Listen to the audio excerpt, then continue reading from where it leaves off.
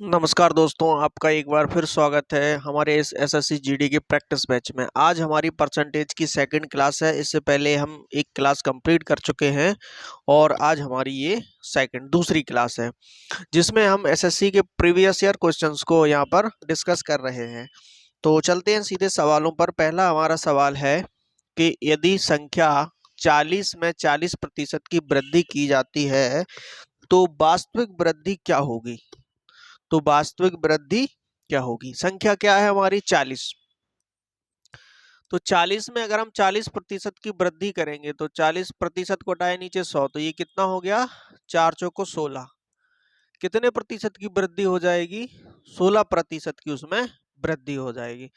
आगे अगला दिया है सवाल कि एक आलू की कीमत में प्रति किलो दर, आलू की प्रति किलोग्राम दर 18 से बढ़कर के 25 हो गई। अब आलू के उपयोग में कितने प्रतिशत की कमी की जाए ताकि खर्च ना बढ़े। देखिए, जब अगर हम रेट किसी चीज का बढ़ जाता है तो हम उसकी खपत या उसका उपयोग हम कम कर देते हैं। तो इन्होंने कहा कि रेट 18 था, अब 25 हो गया, और हमें अगर खर्च को मेंटेन रखना है, खर्च को क्या करना है कि बढ़े ना, खर्च जितना था उतना ही रहे, तो हम इसका उपयोग 25 से 18 कर देंगे। 25 से कितना कर देंगे इसको, 18। कितना हमने कम कर दिया, 7 कम कर दिया। 25 में से हम 7 कम करेंगे 18, और कितने से किया, 25 से। तो ये प्रतिशत में बताना था कि उपयोग कितना कम किया हमने। तो 25 से 100 को 4 बार काटेंगे और 7 गुणा 4 कितना हो जाएगा हमारा, 28। 28% इसका हमारा आंसर हो जाएगा। तो जब अगर हमें किसी चीज का खर्च को अगर मेंटेन करना है तो हम क्या करते हैं कि जो हमारी कीमत जिस अनुपात में बढ़ रही है उसके अपोजिट अनुपात में हम उसका उपयोग कम कर देंगे। अपोजिट अनुपात में, जैसे ये 18 और 25 के अनुपात में बढ़ रही थी तो हमने उसका उल्टा कर दिया, 25 और 18 के अनुपात में हमने कम कर दिया उसको। आगे देखो अगला सवाल। अगला सवाल है हमारा कि किसी शहर की जनसंख्या 5% वार्षिक दर से बढ़ रही है। 2 वर्ष के बाद शहर की जनसंख्या कितनी होगी यदि वर्तमान जनसंख्या 16,000 है। 5% की हम अगर फ्रैक्शन निकालते हैं तो कितना होता है, 1/20। 5% की फ्रैक्शन वैल्यू क्या होती है, 1/20 होती है। तो 20 पे कितनी बढ़ रही है, 1, तो 21 हो जाएगी। 20 से कितनी हो गई, 21। उन्होंने कहा 2 साल में, तो अगले साल फिर 20 से कितनी हो जाएगी, 21। तो हम देखेंगे कि पहले कितनी थी, 2 साल पहले। 20 का 20 में गुणा करेंगे तो ये कितना हो जाएगा, 400। और यहाँ कितना हो जाएगा, 21 गुणा 21 होगा 441। कितना हो गया, 441। और उन्होंने कहा कि वर्तमान जनसंख्या कितनी है, वर्तमान की जनसंख्या 16,000 है। तो वर्तमान में 16,000 दी है, 400 की वैल्यू कितनी दी है, 16,000। यहाँ हमारी लाइट जा चुकी है, लेकिन कंटेंट पूरा दिख रहा होगा तो हम क्लास को कंटिन्यू रखेंगे। तो ये 2 जीरो से 2 जीरो कट गए, और 4 से हम 160 को काटेंगे तो 40 आ जाएगा। तो 1 यूनिट की वैल्यू निकल के आ गई हमारी 40। और हमें कितना बताना है, 441 यूनिट का। तो 441 में हम 4 से 40 से गुणा कर देंगे तो कितना होगा, ये 0 आएगा। 4 का 1 में करेंगे तो 4, 4 का 4 में 4 चौको 16, और 4 का 4 में 4 चौको 16 और 1 17, 17,640 हमारा क्या आ जाएगा, जनसंख्या आ जाएगी। कितनी हो गई जनसंख्या 2 साल बाद, तो 17,640। अगले सवाल पर चलते हैं। अगला हमारा सवाल है कि किसी धनराशि से 15% घटाने के बाद शेष पुनः से 25% घटाने पर हमें 4335 बचते हैं। तो वास्तविक मूल्य हमें ज्ञात करना है कि वास्तविक मूल्य कितनी थी। तो हमने मान लिया कि x था उसका वास्तविक मूल्य, और उस धनराशि में से हमने 15% हटा दिया, तो 15% हटाएंगे तो 85% बचेगा। और फिर हमने कहा कि शेष से पुनः 25 हटा दिया, तो 25 हटा दिया तो कितना बचेगा, 75। अब इसकी वैल्यू दी हुई है 4335। 4335। तो देखेंगे जो कट रहा होगा उसको काट देंगे। 25 से ये 4 बार कट रहा था, ये 25 से 3 बार कट रहा है। और कुछ देखेंगे कट रहा होगा, हाँ 5 से ये कट रहा है, तो 5 से इसको काटेंगे तो ये 17, और इसको 5 से काटेंगे तो 8 5 40, 3 33 हो गए, 5 से काट रहे हैं तो 6, फिर 35 हो गए, 5 7 35। 5 अट्ठे 40, 3 33 हो गया, 5 एकम 30, फिर 3 बचा तो 35 हो गया, 5 सत्तर 35। अब इसको 17 से काट लो, ये 17 से कट रहा होगा, 17 5 85 और 17 एकम 17। बचा क्या है, यहाँ केवल 3 और उधर 51। तो x बराबर क्या बचा है, इधर बराबर में बचा था हमारा 51, और यहाँ जो 3 है, इससे 3 से ये 17 बार और कट जाएगा। तो हमारा कितना बचा है, केवल 17 बचा हुआ है। और यहाँ नीचे क्या बचा था, 100 और 4 गुणा कर देंगे इनका। 17 का 4 में 68 और 100 का गुणा करेंगे 2 जीरो, कितना आ जाएगा, 6800 आ जाएगा। तो जो मूल वास्तविक मूल था वो कितना है, 6800 है। कितना है हमारा, 6800। बढ़ते हैं अगले सवाल पे। अगला सवाल हमारा दिया है कि शर्मा जी अपनी कुल आय का 15% किराए पर और शेष भाग का 75% अन्य खर्चों पर खर्च करते हैं, और तब भी उनके पास 1700 रुपए मासिक बच जाते हैं। तो उनकी मासिक आय कितनी है। शर्मा जी की आय को हम मान लेंगे कि x है, और इन्होंने कुल आय का 15% किराए पे खर्च कर दिया, तो इनके पास अब 85% बचा हुआ है। कितना बचा है, 85%। फिर उन्होंने कहा कि अन्य खर्चों पर खर्च करते हैं, और शेष भाग का 75%। तो शेष का 75 खर्च कर दिया, तो कितना बचा, 25 और बचा, 25% बच गया। और ऐसा करने के बाद उनके पास अभी भी 1700 बचे हुए हैं, तो ये बराबर 1700 हो गए। काट देंगे, कितना होगा ये, 17 से काटेंगे तो ये 100, 17 से 85 5 बार कट जाएंगे, और 25 से हम 100 को 4 बार काट देंगे, और ये कितना होगा, 5 से 100 20 बार। तो x बराबर कितना आएगा, यहाँ बराबर में हमारे पास 4 था और नीचे 20 और 100 बचे हुए हैं, तो इनका हम गुणा कर देंगे, 20 इंटू 100। और कुछ बचा हुआ है क्या, 8, 1 2 3, 8000। देखो अगला सवाल हमारा अगला दिया है कि एक व्यक्ति अपनी मासिक आय का 31% और 9% क्रमशः भोजन और कपड़ों पर खर्च करता है, और शेष का 1/3 बच्चों की शिक्षा पर खर्च करता है। उसने क्या किया कि 31% और 9%, तो कितना हो गया टोटल, 40% उसने खर्च कर दिया भोजन और कपड़ों पर, और शेष का 1/3 बच्चों की शिक्षा पर। अगर हम मान लें कि उसके पास कुल 100 रुपए की इनकम थी, कितने की इनकम थी, 100 की, जिसमें से उन्होंने 40% खर्च कर दिया, अभी भी उसके पास 60% शेष है। ये तो उन्होंने खर्च कर दिया, 60 शेष है, और उन्होंने कहा कि 60 का 1/3 जो है वो बच्चों की शिक्षा पर। तो इसका अगर हम 1/3 निकालेंगे तो कितना आएगा, 20। 60 में से 20 रुपए और बच्चों की शिक्षा पर खर्च कर दिए, तो कितने अभी बचे हुए हैं उनके पास, अब 40 बचे हुए हैं। उन्होंने कहा कि वह प्रतिमाह 4500 रुपए बचाते हैं, जो भोजन, कपड़े और बच्चों की शिक्षा पर खर्च करने के बाद जो शेष राशि बचती है उसके आधे के बराबर है। तो कपड़ा और भोजन और बच्चे की शिक्षा के बाद हमारे पास शेष कितने रुपए बचे थे, 40 बचे थे। इस 40 का आधा दिया है 4500, तो 40 का आधा 20 यूनिट होगा, और 20 यूनिट की वैल्यू हमारी 4500 दी हुई है। पूछा क्या है कि सर जो व्यक्ति है उनकी मासिक आय कितनी है। तो मासिक आय हमने क्या मानी थी, 100। तो 20 को अगर हमें 100 करना है तो 5 से गुणा कर देंगे, यहाँ उस तरफ करेंगे तो इस तरफ भी करना होगा। तो ये कितना हो जाएगा हमारा, 0 0 5 का 5 में 25, और 5 को 20 और 2 22, 22,500 रुपए उनकी मासिक आय आ जाएगी। कितनी आ गई, 22,500 रुपए। अगले सवाल पे चलते हैं। अगला सवाल है कि एक विक्रेता उसके पास संपूर्ण संतरों में से 40% संतरे बेचता है। वो मान लो विक्रेता के पास 100 संतरे हैं, इसमें से उसने 40% मतलब 40 संतरे बेच दिए।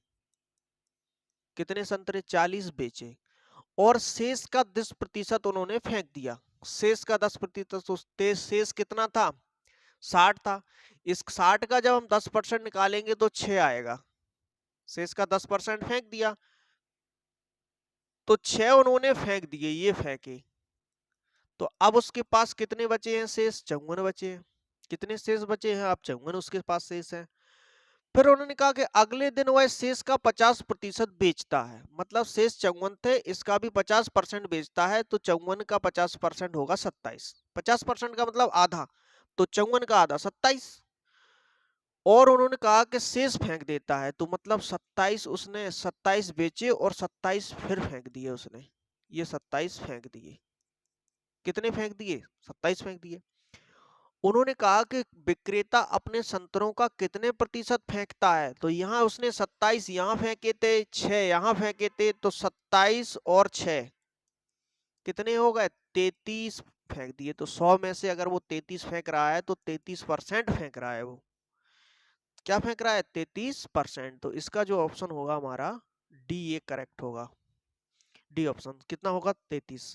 देखिए उन्होंने कहा कि 40% बेचे, तो यहाँ हमने देखा कि 100 में से 40 उसने बेचे, उसके बाद शेष उसके पास बचे थे 60, और 60 का भी 10% उसने फेंक दिया, यानी 60 में से 10% निकालेंगे तो 6 आएगा, और 6 को उसने फेंक दिए। अब कितने बचे उसके पास? 54 बचे। जब 60 में से 6 फेंक दिए तो बचेंगे कितने? 54, और 54 का आधा उसने बेच दिया और आधा फिर फेंक दिया। तो यहाँ 27 फेंके हैं, यहाँ 6 फेंके हुए हैं, तो 27 और 6 कितने फेंके हैं? 33। कितने में से फेंके थे? 100 में से, तो 100 का 33 मतलब 33%। तो इसका आंसर 33 आ गया। अगला हम देखते हैं कि एक परीक्षा में एक विद्यार्थी ने पहले पेपर में कुल 200 में से 40% अंक प्राप्त किए। पहले पेपर, 2 पेपर है इसमें, और कुल मिलाकर के 60% अंक लाने हैं। ठीक है, तो पहला पेपर था जो कि 200 का है। ठीक, इसमें से कितने प्रतिशत अंक प्राप्त किए उसने? 40% अंक प्राप्त किए। इसका मतलब है कि हम 200 का जब 40% निकालेंगे तो हमें 80 मिलेगा। कितना मिलेगा? 80। और वो कह रहे हैं कि यदि विद्यार्थी को कुल मिलाकर के 60% अंक प्राप्त करने हैं तो उसे दूसरे पेपर में 200 में से कितने अंक प्राप्त करने चाहिए? तो दूसरा भी 200 का ही है, और टोटल कितना हो रहा है? 200 और 200 400। इस 400 का उन्हें 60% चाहिए, कुल मिलाकर 60% चाहिए। कैसे भी आए उन्होंने ये मतलब नहीं है, उन्हें तो मतलब ये है कि 60% आनी चाहिए। तो जब हमने देखा इसको 60% सही से लिख देते हैं, 60%, 60%। तो 400 का हम जब 60% निकालेंगे तो हमें प्राप्त होगा 240। तो 80 नंबर तो वह पहले पेपर में ले आया, और कुल नंबर 240 लाने हैं, तो इसका मतलब है कि दूसरे पेपर में उसने 160 नंबर प्राप्त किए। कितने नंबर प्राप्त किए? 160। तभी तो 160 और 80 कितने हो रहे हैं? 240। अब उन्होंने कहा कि दूसरे में कितने प्रतिशत लाया, प्रतिशत में बताना है। तो हमने देखा कि 160 उसने प्राप्त किए हैं, कितने में से? 200 में से। परसेंट में बताना है तो 100 से गुणा कर देंगे, तो ये हो जाएगा 2 जीरो से 2 जीरो कट गया, और 160 को हम 2 से काटेंगे तो हमें क्या प्राप्त होगा? 80 प्राप्त होगा। तो इसका आंसर हमारा क्या होगा? 80। कितना प्राप्त हो गया? 80। लेकिन अगर हम इसको और छोटे तरीके से कैसे कर सकते थे तो वो देखते हैं।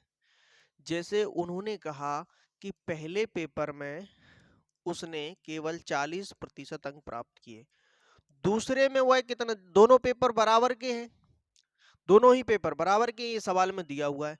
वो कह रहा है कि दूसरे में कितना प्राप्त करें कि कुल मिलाकर के उसे 60% प्राप्त हो।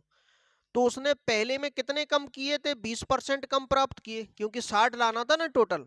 अगर 20 इसमें किए, 60 इसमें किए होते, 60 इसमें किए होते, 60 इसमें किए होते, तो टोटल 60% हो जाता।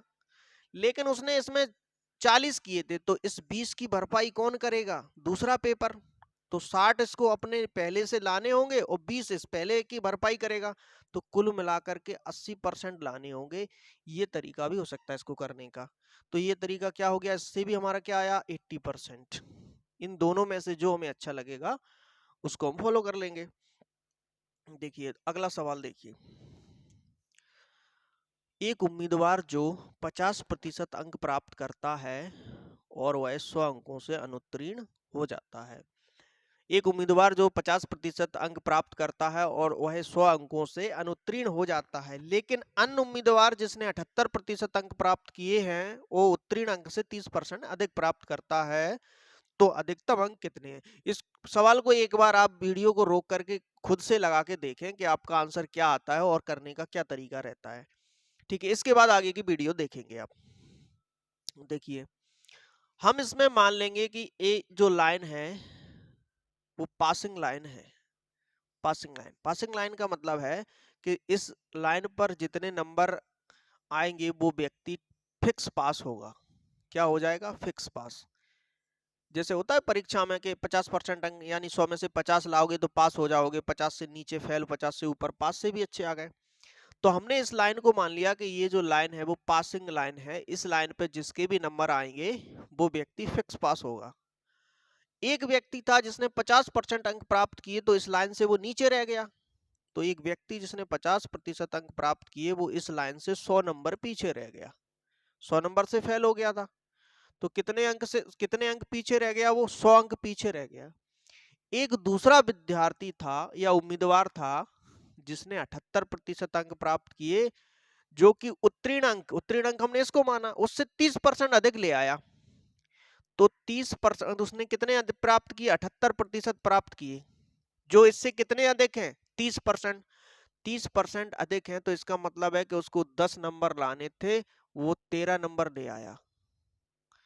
10 नंबर लाने थे, वो 13 ले आया। 30% की फ्रैक्शन वैल्यू कितनी होती है? परसेंट को हटाएंगे तो 30/100, जीरो से जीरो कट गया, 3/10। इसका मतलब है कि 10 पे 3 अधिक, 10 पे 3 अधिक का मतलब 30%। तो यही हमने किया कि उसको 10 लाने थे लेकिन वो 3 अधिक मतलब 13 ले आया। जब हमने परसेंट देखा कि 13 नहीं है, कितना है? 78 है। तो ये 13 से कितना गुना है? 6 गुना। 13 छिंग 78। तो हम ये कहेंगे कि ये 10 नहीं है, ये भी 60 है। जब ये इसका 6 गुना है तो 10 का 6 गुना ये भी होगा।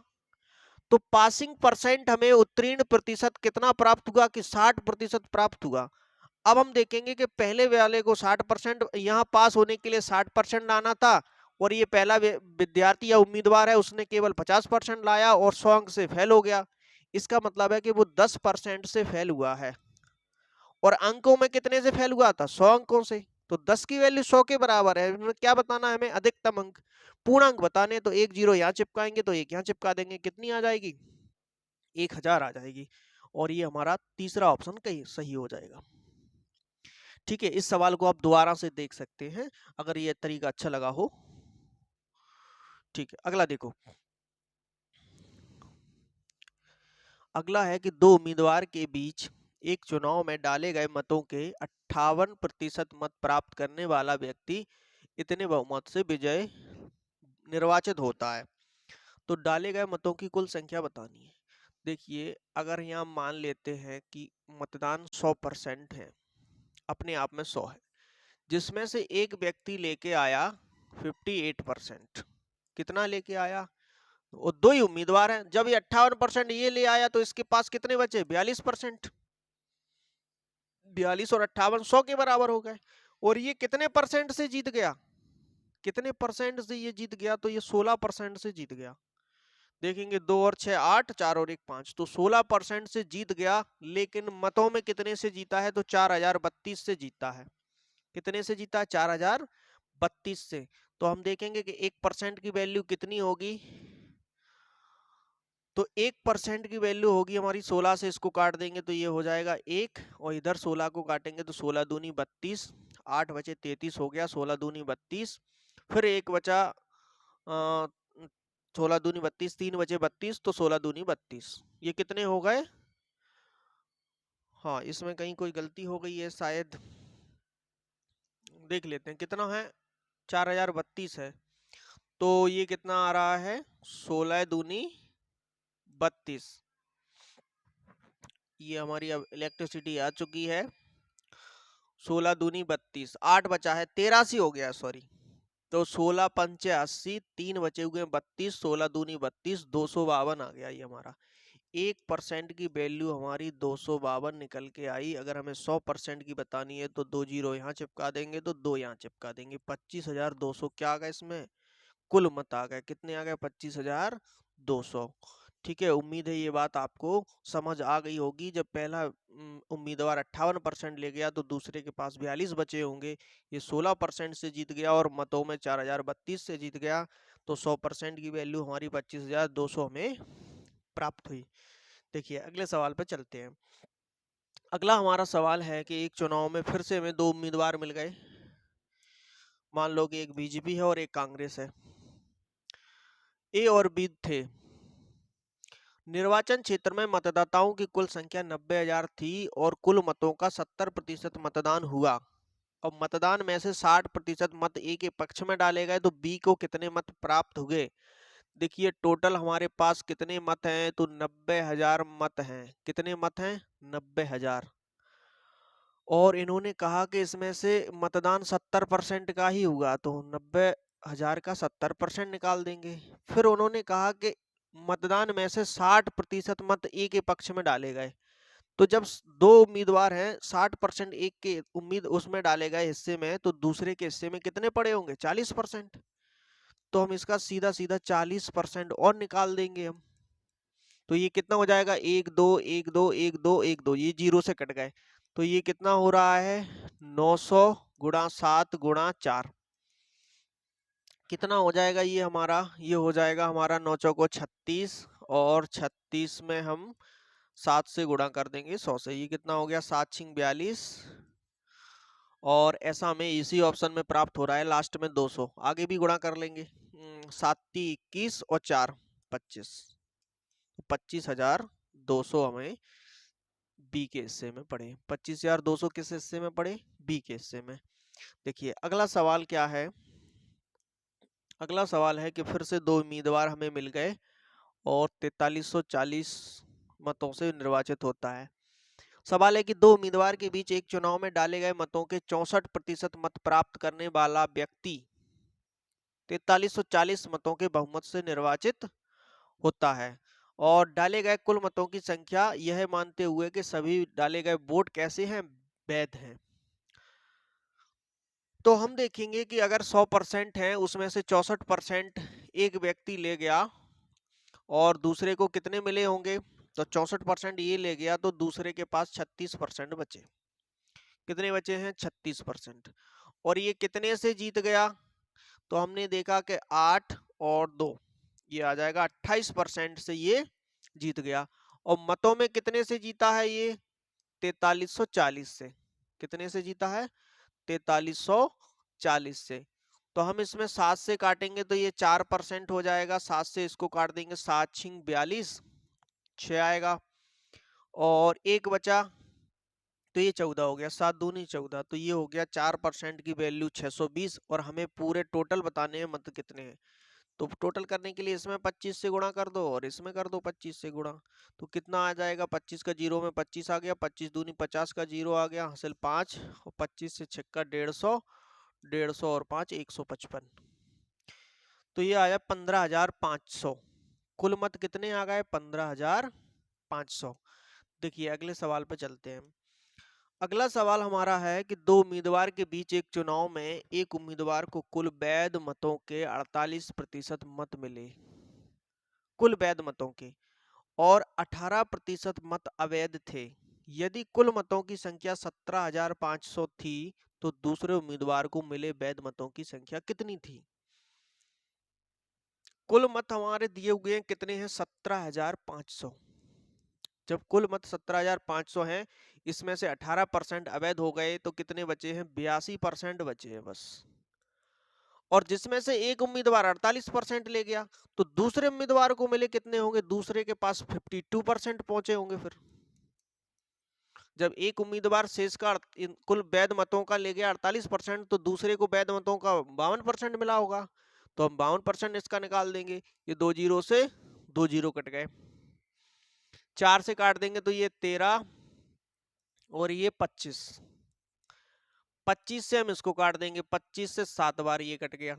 तो आया कितना है? ये 7 गुणा 82 गुणा 13। और इसमें दो ऑप्शन ऐसे हैं जिनका यूनिट डिजिट 2 है। नहीं तो हम यहाँ से चेक कर लेते हैं कि 3 दूनी 6, 6 का गुणा 7 में करेंगे तो इकाई का अंक 2 आएगा। तो हम इसे पूरा सॉल्व करना ही पड़ेगा। तो हम देख लेते हैं ये कितना हो रहा है। कितना हो गया ये? ये हो गया 13 का 8 में करेंगे तो 104। 13 8 104 होते हैं। इसका गुणा इसमें कर लेंगे तो ये कितना आ रहा है? नहीं, ये को थोड़ी बहुत इसमें कैलकुलेशन गलती कर दी हमने। 82 है ये, सॉरी। कितना है? 82। तो हम 13 का गुणा इसमें करेंगे, 13 7 91 और 91 इंटू 82 कर लेंगे, 91 इंटू 82 कर लेंगे। तो ये कितना हो जाएगा इसमें हम देखेंगे तो ये तो हो जाएगा 82, एक का करेंगे 9 का करेंगे तो 9 दूनी ये 18, तो ये 8 आ जाएगा और 9 का 8 नाम 72 और 1 73। तो कितना आ गया ये 2, 8 और 8 16 की 6, 3 और 1 4 और ये 7, 7462 आ गया, जो हमारे चौथे ऑप्शन में दिया हुआ है 7462। ठीक है, उम्मीद है ये आपको क्लास पसंद आई होगी। अगर आपको ये क्लास पसंद आती है तो उसको लाइक और शेयर जरूर करिएगा, और सब्सक्राइब तो आप सभी लोग कर लीजिए।